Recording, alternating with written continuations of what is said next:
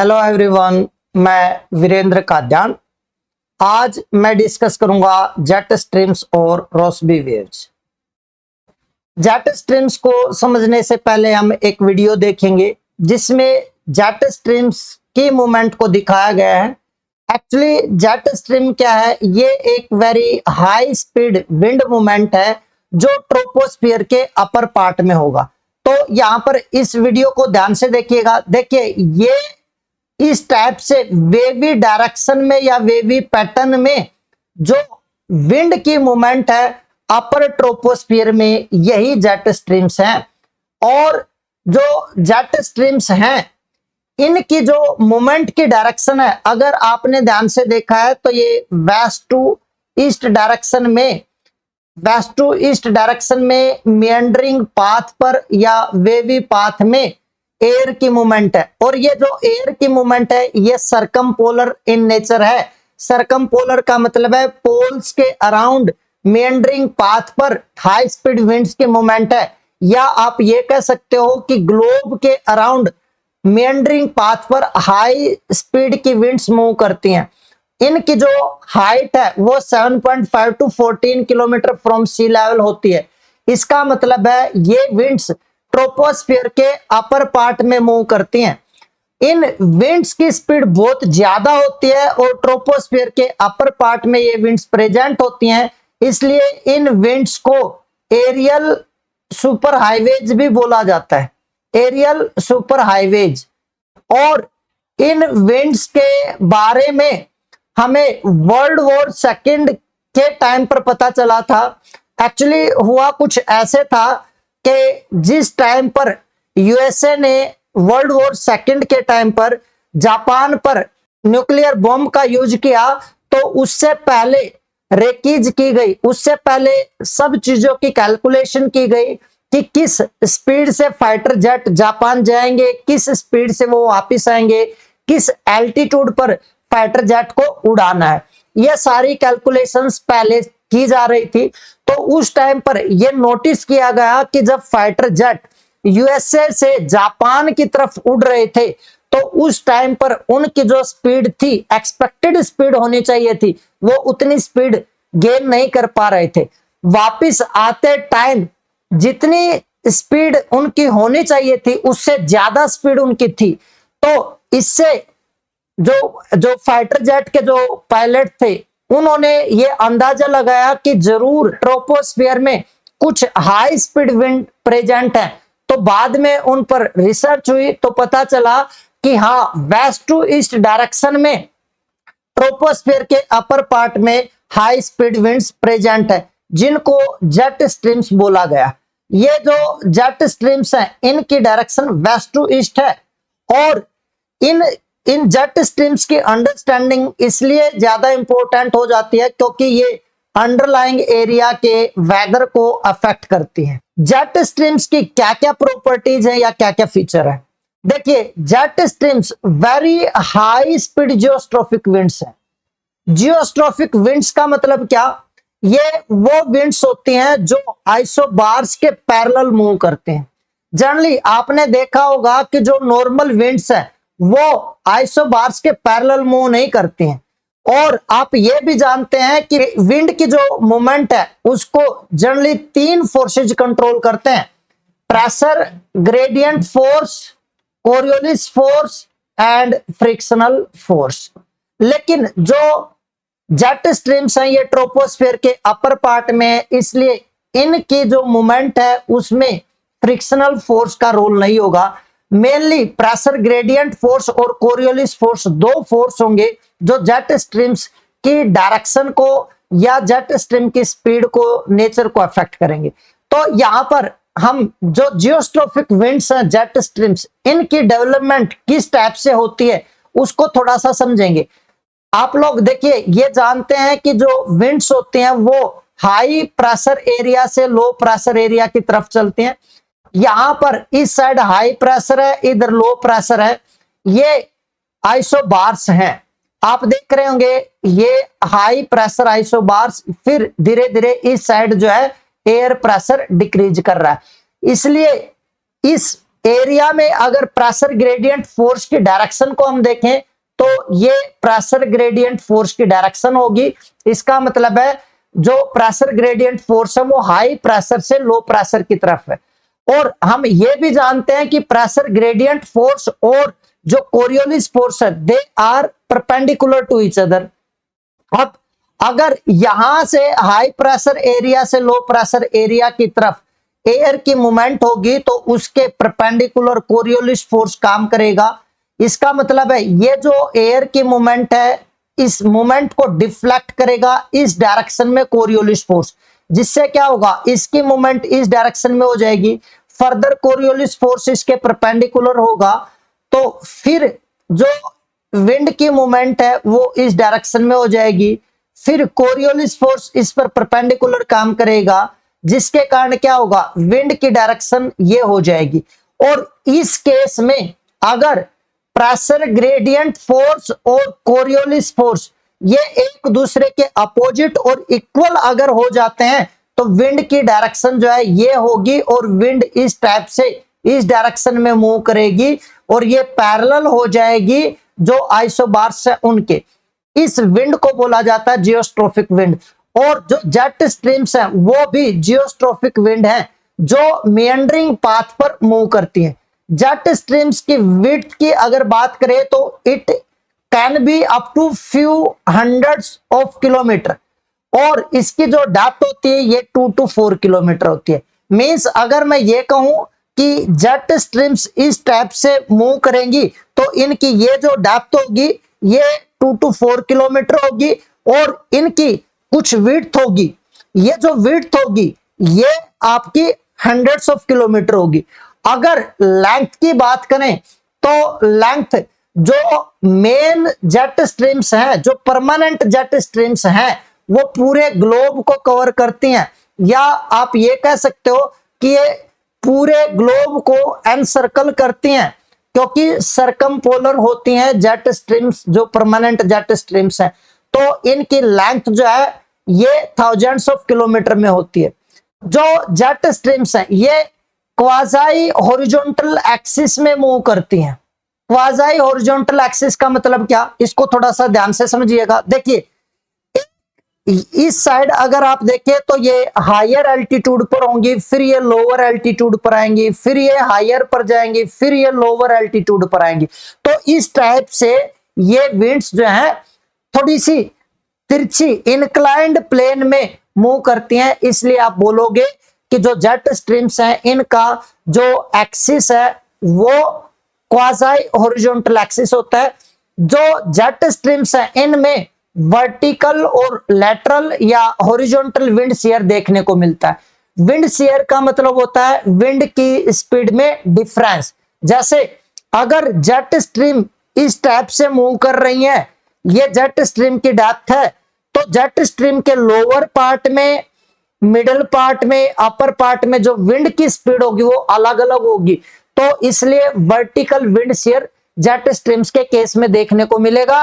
Lateral wind shear की अगर बात करें तो जो जेट स्ट्रीम्स हैं इनके लेफ्ट और राइट साइड पर जो विंड की स्पीड होगी वो अलग अलग होगी, या जो जेट स्ट्रीम की जो बेल्ट है इसमें अगर आप लेफ्ट साइड से राइट की तरफ या सेंटर की तरफ मूव करो तो विंड की स्पीड में डिफरेंस देखने को मिलेगा। इसलिए आप कह सकते हो कि जेट स्ट्रीम्स में दोनों टाइप का विंड शेयर है, वर्टिकल भी लैटरल भी। जेट स्ट्रीम्स पूरे ग्लोब को कवर नहीं करते, सब लैटिट्यूड्स पर जेट स्ट्रीम्स की प्रेजेंस नहीं होती है। Generally jet streams 20 degree latitude से लेकर 90 डिग्री लैटिट्यूड्स के जो एरियाज है उनके बीच में ही कहीं ना कहीं एग्जिस्ट करेगी और इनकी जो पोजीशन है ये फिक्स भी नहीं होती है। जो जेट स्ट्रीम्स हैं ये ऐसा माना जाता है कि जेट स्ट्रीम्स की डेवलपमेंट जो कोल्ड और वार्म एयर मास है या कोल्ड और वार्म एयर जब कन्वर्ज करती हैं तो उसके कारण जेट स्ट्रीम्स की डेवलपमेंट होती है।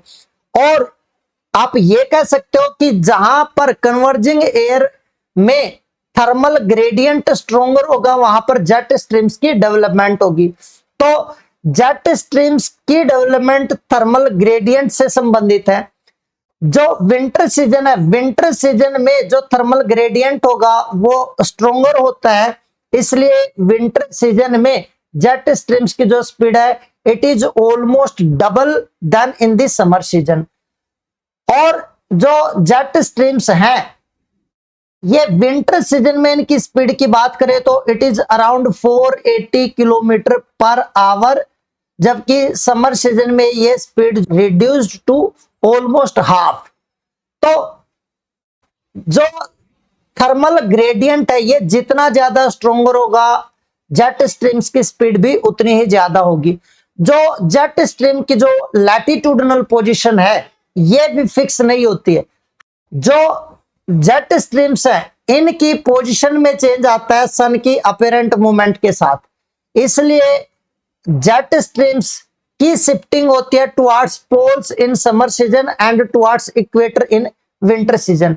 जेट स्ट्रीम का जो एक्सपेंशन है ये ज्यादा हो जाएगा विंटर सीजन में और कम हो जाएगा समर सीजन में। Means jet stream winter season में टुवर्ड्स इक्वेटर शिफ्ट कर जाएंगी, यानी कि लोअर लैटिट्यूड तक जेट स्ट्रीम शिफ्ट हो जाएंगी, और समर सीजन में ये हायर लैटिट्यूड पर शिफ्ट हो जाएंगी। तो इसलिए आप बोल सकते हो कि जेट स्ट्रीम का एक्सटेंट जो है it is less in summer season, और ये इसलिए है क्योंकि जेट स्ट्रीम की जो लैटिट्यूडनल पोजीशन है it depends upon the position of the sun, और सन की जो अपीरेंट मूवमेंट है उसके कारण जेट स्ट्रीम की जो पोजीशन है वो अफेक्टेड होती है। Next, index cycle of jet streams. मैंने अभी आप लोगों को बताया था कि जो जेट स्ट्रीम है its genesis is related to the temperature gradient, क्योंकि ऐसा माना जाता है कि जब कोल्डर और वार्मर एयर मास कन्वर्ज करेगा तो जेट स्ट्रीम्स की डेवलपमेंट होगी। और जो जेट स्ट्रीम की जब डेवलपमेंट होती है तो initially jet streams are straight, और बाद में धीरे धीरे ये जो जेट स्ट्रीम्स हैं ये वेवी या मेंडरिंग फॉर्म में कन्वर्ट हो जाती हैं। जो जेट स्ट्रीम्स है जब ये मेंडरिंग पाथ में या वेवी पाथ में ट्रांसफॉर्म हो जाती है उनको बोला जाता है रोसबी वेव्स। जो इंडेक्स साइकिल है जेट स्ट्रीम्स का वो किस टाइप से है, यहां पर आप देखिए स्टार्टिंग में ये इस डायरेक्शन में हाई स्पीड विंड्स होंगी जिनमें जो पाथ है वो ज्यादा वेवी नहीं है, मोर और लेस स्ट्रेट है। फिर ये पाथ थोड़ा सा मेंडरिंग पाथ में ट्रांसफॉर्म होता है। ये बिगिनिंग है जेट स्ट्रीम्स में जो रोसबी वेव्स है उनकी डेवलपमेंट की। उसके बाद ये वेव्स कंप्लीटली डेवलप हो जाती हैं, ये रोसबी वेव्स हैं, और फिर ये वेव्स इतनी ज्यादा कर्व्ड हो जाते हैं, इतनी ज्यादा बेंड कर जाती हैं कि इनके बीच में या तो लो प्रेशर या हाई प्रेशर सर्कुलेशन डेवलप हो जाता है। यहां पर ये साइक्लोनिक सर्कुलेशन है और यहां पर ये एंटी साइक्लोनिक सर्कुलेशन है। इनकी आप डायरेक्शन भी देखिए, साइक्लोनिक सर्कुलेशन नॉर्दर्न हेमिस्फीयर में एंटी क्लॉकवाइज और साइक्लोनिक सर्कुलेशन क्लॉकवाइज है। तो ये लो प्रेशर सेल्स और हाई प्रेशर सेल्स की डेवलपमेंट हो जाती है जब रोसबी वेव्स कंप्लीटली डेवलप हो जाती हैं। तो ये है लाइफ साइकिल या index cycle of jet streams. और ये जो पीरियड ऑफ ट्रांसफॉर्मेशन है from straight to wavy jet stream, इसी को index cycle of jet streams बोला जाता है, जो 4 स्टेजेज में कंप्लीट होता है, और इसके कंप्लीट होने में अराउंड 4 to 6 वीक का टाइम लगता है। Jet streams based upon the location they are of 5 types. First one, polar front jet streams, जो कोल्ड और वार्म एयर मास की कन्वर्जेंस के कारण मिड लैटिट्यूड्स में डेवलप होती हैं।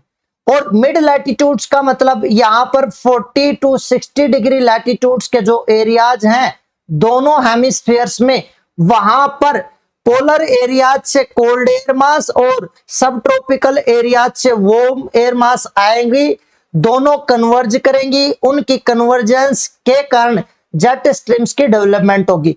ये पोलर फ्रंट जेट स्ट्रीम्स होंगी। इनकी जो डायरेक्शन है ये वेस्ट टू ईस्ट होती है, यानी कि ये जो जेट स्ट्रीम्स हैं they move in easterly direction. और इनकी जो फॉर्मेशन है it is not much regular. Generally ये जो पोलर फ्रंट जेट स्ट्रीम्स हैं ये इरेगुलर होती हैं, लेकिन जो सब ट्रॉपिकल जेट स्ट्रीम्स हैं, जो सेकंड टाइप की जेट स्ट्रीम्स हैं, they are more regular than polar front jet streams. तो subtropical westerly jet stream कौन सी है? ये वो जेट स्ट्रीम्स हैं जो जनरली सब ट्रॉपिकल एरियाज पर डेवलप होते हैं, यानी कि आप ये बोल सकते हो कि जो हेडली सेल है इसकी पोलवर्ड लिमिट जो होगी वहां पर जेट स्ट्रीम्स डेवलप होंगी, वो है सब ट्रॉपिकल वेस्टर्ली जेट स्ट्रीम्स। इनको एक बार देख लेते हैं ये किस टाइप से डेवलप होते हैं। देखिए, अगर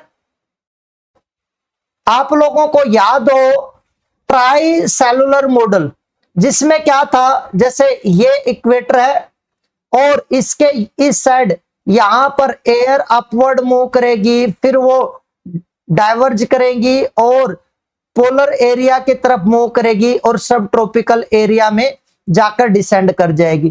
तो ये इस टाइप से जो सब ट्रॉपिकल एरियाज में जो डिसेंडिंग हो रही है, यहां पर हाई प्रेशर डेवलप होगा, यहां से विंड्स फिर इक्वेटर की तरफ आएगी, इस टाइप से सर्कुलेशन कंप्लीट करेगी। तो ये है हेडली सेल। हेडली सेल की ये है पोलवर्ड लिमिट। और आप लोग जानते हैं कि यहां से वेस्टर्ली सब पोलर एरियाज की तरफ जाएंगी, वो सब पोलर एरियाज में कन्वर्ज करेंगी पोलर ईस्टर्लीज के साथ, फिर इस टाइप से अपवर्ड मूव करेंगी और उसके बाद सब ट्रॉपिकल एरिया की तरफ आएंगी और फिर सब ट्रॉपिकल एरियाज पर डिसेंड कर जाएंगी। तो यहां पर ये कोल्डर एयर और इस साइड ये वार्मर एयर यहां कन्वर्ज कर रही हैं। इनकी कन्वर्जेंस के कारण यहां पर अपर ट्रोपोस्फियर में सब ट्रॉपिकल वेस्टर्लीज जेट की डेवलपमेंट होगी। तो ये जो हेडली सेल है इसकी पोलवर्ड लिमिट पर सब ट्रॉपिकल वेस्टर्ली जेट की डेवलपमेंट है। और ये जो सब ट्रॉपिकल जेट्स हैं इनकी जो डायरेक्शन है ये भी वेस्ट टू ईस्ट है। इट मींस यहां पर भी wind in easterly direction move करती है। और जैसा कि मैंने बताया subtropical westerly jet is more regular than polar front jet streams. ये पॉइंट थोड़ा सा आप ध्यान रखेंगे क्योंकि स्टेटमेंट मिल सकता है कि जो पोलर फ्रंट जेट स्ट्रीम्स हैं they are less regular than subtropical westerly jet stream.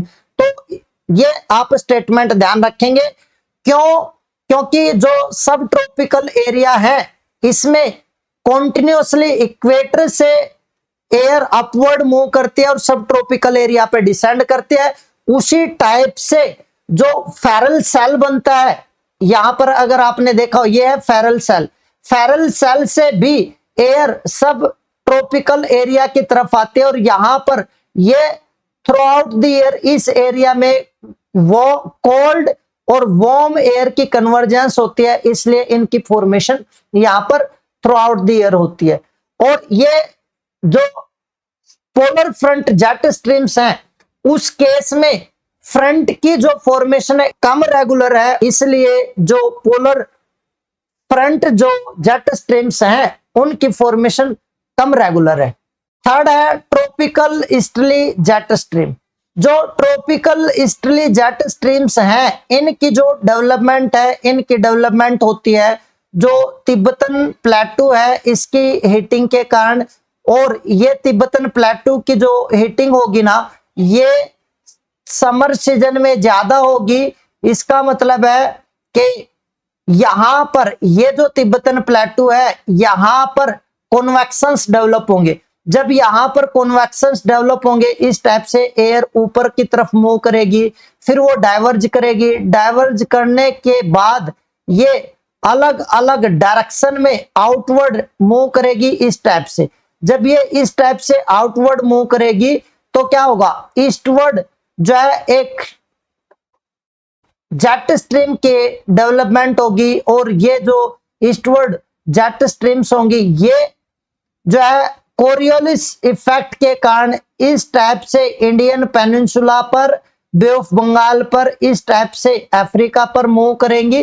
तो ये ट्रोपोस्फियर के अपर पार्ट में यहां पर जो कन्वेक्शंस डेवलप हुए उसके कारण यहां पर जेट स्ट्रीम्स डेवलप होती हैं और इनकी डायरेक्शन ईस्ट टू वेस्ट होती है, इसलिए इनको ईस्टर्ली जेट बोला जाता है। ये समर सीजन में ही डेवलप होती हैं क्योंकि तिब्बतन प्लेटो की जो हीटिंग है वो समर सीजन में ही होगी, जिसके कारण यहाँ पर कन्वेक्शंस डेवलप होंगी और ये इस साइड मूव करेंगी ट्रेड विंड्स की डायरेक्शन में। ये जो जेट स्ट्रीम्स हैं ये इंडिया में जो साउथ वेस्ट मॉनसून्स हैं उनको स्ट्रोंग करती हैं, इसलिए जो तिब्बतन प्लेटो की हीटिंग है ये एक इंपॉर्टेंट रोल प्ले करती है साउथ वेस्ट इंडियन मॉनसून्स को अच्छा रखने में। इनको हम थोड़ा सा इनका जो रोल है वो डिटेल में जानेंगे जब इंडियन मॉनसून्स को हम पढ़ेंगे। तो ये थर्ड टाइप का ट्रॉपिकल ईस्टर्ली जेट स्ट्रीम था, डायरेक्शन ईस्ट टू वेस्ट है। उसके बाद पोलर नाइट जेट स्ट्रीम्स, ये नाइट टाइम पर पोलर एरियाज में डेवलप होने वाली जेट स्ट्रीम्स हैं जो generally at the height of about 30 kilometre develop होती हैं और इनको क्योंकि ये स्ट्रेटोस्फीयर में डेवलप होती हैं इसलिए इनको स्ट्रेटोस्फेरिक सब पोलर जेट स्ट्रीम्स भी बोला जाता है।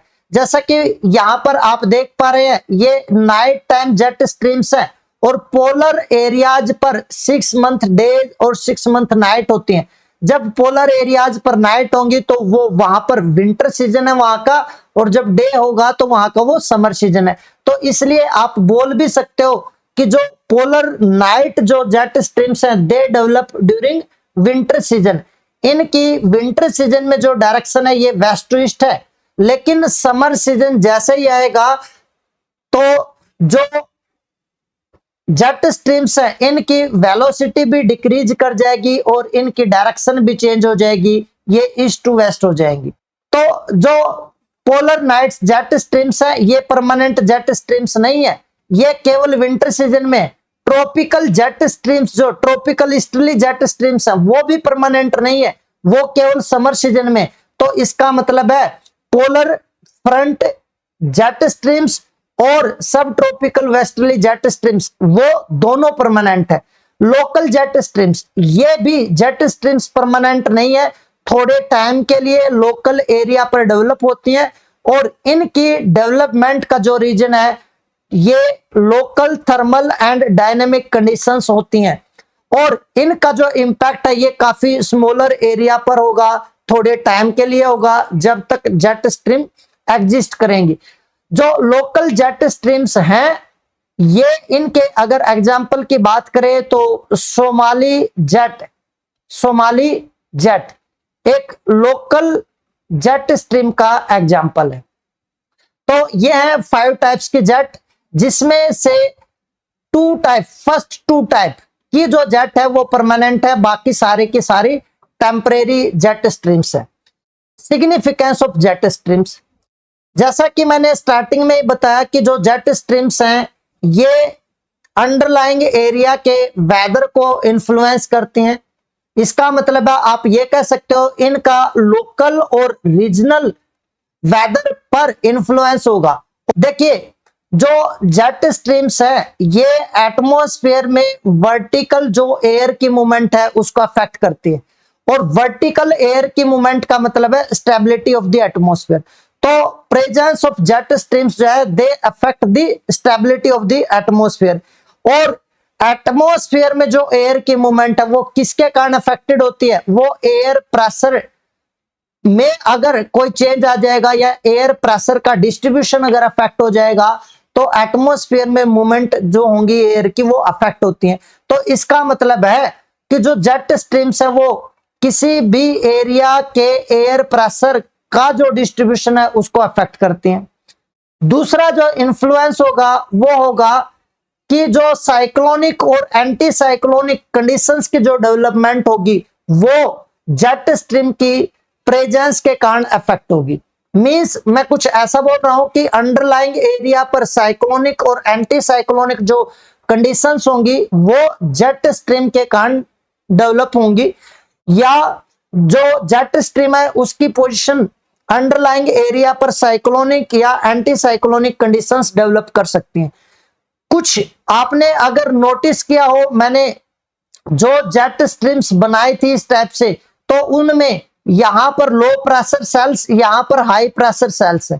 तो अगर यहां पर हाई प्रेशर सेल डेवलप होगा तो इसके नीचे इसका इंपैक्ट जाएगा, यहां पर लो प्रेशर सेल डेवलप होगा तो इसके नीचे इसका इंपैक्ट जाएगा।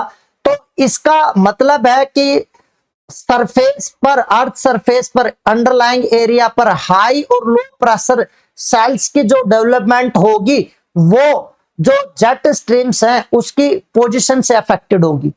दूसरा जो नेक्स्ट है वो है temperate cyclones become very strong when jet streams are positioned over it. जो जेट स्ट्रीम्स हैं अगर ये टेम्परेट साइक्लोन के ऊपर होंगी तो टेम्परेट साइक्लोन बहुत स्ट्रोंगर हो जाते हैं। क्यों? क्योंकि जो टेम्परेट साइक्लोन में जो एयर अपवर्ड मूव करेगी उसको जो जेट स्ट्रीम्स हैं वो एयर को डिस्पर्स करने में हेल्प करेगी, जिसके कारण सरफेस पर लो प्रेशर बना रहेगा। और लो प्रेशर टेम्परेट साइक्लोन की स्ट्रेंथ और उसके सर्वाइवल के लिए इंपॉर्टेंट होगा। नेक्स्ट है ट्रांसपोर्टेशन ऑफ पोल्यूटेंट्स। आप लोगों को मैंने बताया था कि जो जेट स्ट्रीम्स हैं वो एक एंड उनका एक पार्ट लो एल्टीट्यूड पर होगा और दूसरा पार्ट हाई एल्टीट्यूड पर होगा, फिर लो फिर हाई। इस टाइप से जेट स्ट्रीम्स जो है लोअर और हायर हाइट पर जाते हैं। तो जो ट्रोपोपॉज होता है वो स्टेबल पार्ट होता है एटमॉस्फेयर का, उससे ऊपर एयर नहीं जा पाती है जनरली, पर ये जेट स्ट्रीम अगर उसको तोड़ दे तो उसके साथ एयर ऊपर जाएगी और एयर ही पोल्यूटेंट्स को ऊपर ले जाएगी। तो इसलिए जेट स्ट्रीम पोल्यूटेंट्स के ट्रांसपोर्टेशन में एक इंपॉर्टेंट रोल प्ले करती है। मॉनसून्स जो होंगी they are largely affected by jet streams. Actually monsoons क्या है? ये भी विंड्स ही हैं, और जो विंड्स की मूवमेंट है वो अर्थ सरफेस पर एयर प्रेशर डिस्ट्रीब्यूशन से अफेक्टेड होती है। और मैंने बताया कि जो जेट स्ट्रीम है वो अर्थ सरफेस पर एयर प्रेशर डिस्ट्रीब्यूशन को अफेक्ट करती हैं, इसलिए जो जेट स्ट्रीम्स है वो मॉनसून्स को भी अफेक्ट करेंगी। और jet stream have very important role in the monsoons of Asia, particularly जो इंडिया और उसका आसपास का एरिया है वहां पर जो मॉनसून्स है उनको लार्जली अफेक्ट करती है जेट स्ट्रीम्स। इवन जो इंडिया में ब्रस्टिंग ऑफ मॉनसून्स हैं वो भी जेट स्ट्रीम की पोजीशन से अफेक्टेड होती है। जो ब्रस्टिंग ऑफ मॉनसून है इसका मतलब है मॉनसून से सडन रेनफॉल स्टार्ट हो जाती है, सडन अराइवल ऑफ मॉनसून होता है, एकदम मॉनसून इंडिया में एंटर करते हैं और रेनफॉल स्टार्ट हो जाती है, वो है bursting of the south west monsoon. और ये कब होता है? सब ट्रॉपिकल वेस्टर्ली जेट स्ट्रीम जैसे ये हिमालय माउंटेन के नॉर्थ में चली जाएंगी तो क्या होगा, जो इंडियन ओशन है उसके ऊपर जो साउथ वेस्ट मॉनसून है वो तेजी से इंडिया में एंटर करेंगी। क्यों? क्योंकि जो north western part of India वहां पर लो प्रेशर डेवलप हो जाएगा, तेजी से मॉनसून अट्रैक्ट होंगी और उसके कारण जो है इंडिया में रेनफॉल स्टार्ट हो जाएगी। तो जब मैं इंडियन मॉनसून कराऊंगा तब आपको डिटेल में बताऊंगा bursting of south west monsoon क्या है।